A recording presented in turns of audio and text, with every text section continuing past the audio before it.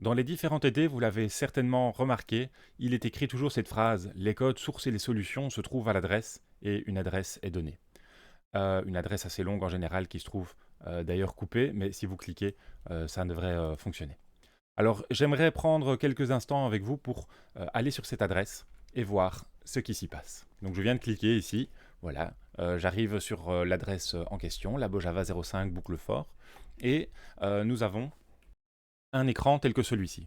Alors au début c'est un petit peu compliqué de s'y retrouver.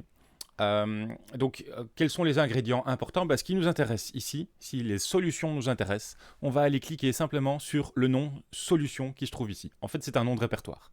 Donc, qu'est-ce que vous voyez ici dans cette colonne-ci? Vous voyez des noms de répertoire, code, solution, un fichier gitignore, un fichier dev1.sty, un fichier .tech, un fichier style, un fichier styleasy. Et celui qui nous intéresse ici, c'est le répertoire solution. Attention de bien cliquer sur le nom du répertoire ici à gauche et pas sur la description ici dans la colonne numéro 2, hein, la colonne last commit.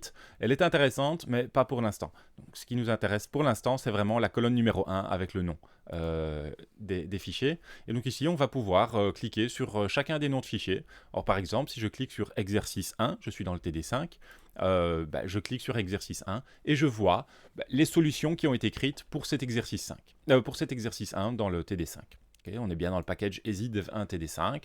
On a un code Java avec une méthode main, un scanner, un system out, etc., etc.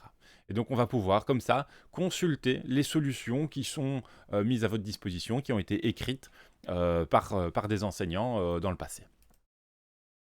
Alors vous verrez peut-être parfois dans ces solutions des choses que vous ne connaissez pas, que vous n'avez pas vues au TD, que nous n'avons pas mentionnées dans les énoncés des différents TD. C'est possible par exemple que vous rencontriez ce \t qui se trouve ici, qui correspond à un caractère particulier qui est le caractère de tabulation, qu'on peut souvent, enfin en tout cas parfois obtenir avec la touche tabulation de son clavier, mais qui dans ce cas-ci s'obtient en écrivant \t. Et à quoi sert ce caractère de tabulation? Ça sert à obtenir un alignement vertical des différentes choses qu'on affiche. Mon but n'est pas ici de vous expliquer ce que fait \t, simplement de vous éveiller au fait qu'il y a parfois des choses que vous ne connaissez pas, et des choses que vous allez devoir rechercher si vous souhaitez les comprendre. Mais il y a aussi moyen, tout à fait, de faire cet exercice sans utiliser des choses que vous ne connaissez pas. Euh, Ici, en l'occurrence, ce système outprint de \t, il n'a que pour seul intérêt d'aligner les choses verticalement, et il n'est donc que esthétique. Et quand cela arrive, qu'il y a des choses que vous ne connaissez pas, n'hésitez pas évidemment à faire vos recherches sur votre moteur de recherche préféré, ou aussi, bien sûr, à poser la question à votre enseignant qui pourra certainement vous guider. Bien. Revenons à l'écran précédent, donc cet écran-ci, où j'avais dit la colonne numéro 2, elle ne nous intéresse pas pour l'instant. Alors qu'est-ce qui se passe si vous cliquez dessus? Eh bien, vous allez avoir un écran tel que celui-ci. Vous allez avoir un écran qui vous explique des changements, avec du rouge et du vert, comme ceci.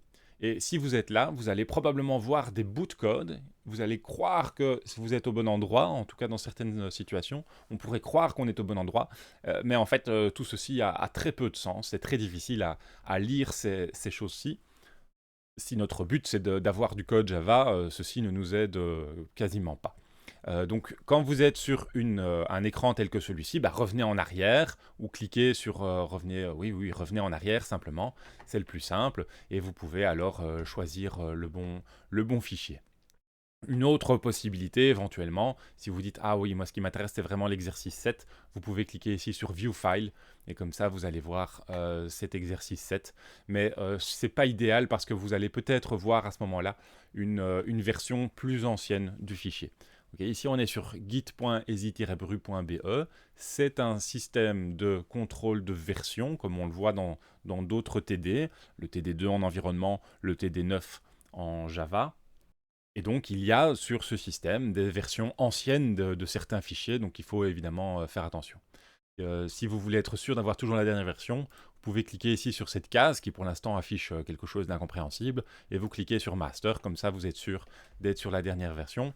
Cela dit, je le répète encore une fois, le mieux c'est toujours de dire, je vais sur la page qui m'a été donnée, je clique à gauche sur Solutions, et je peux cliquer sur les noms des fichiers. Comme ça, j'obtiens l'information que je recherche.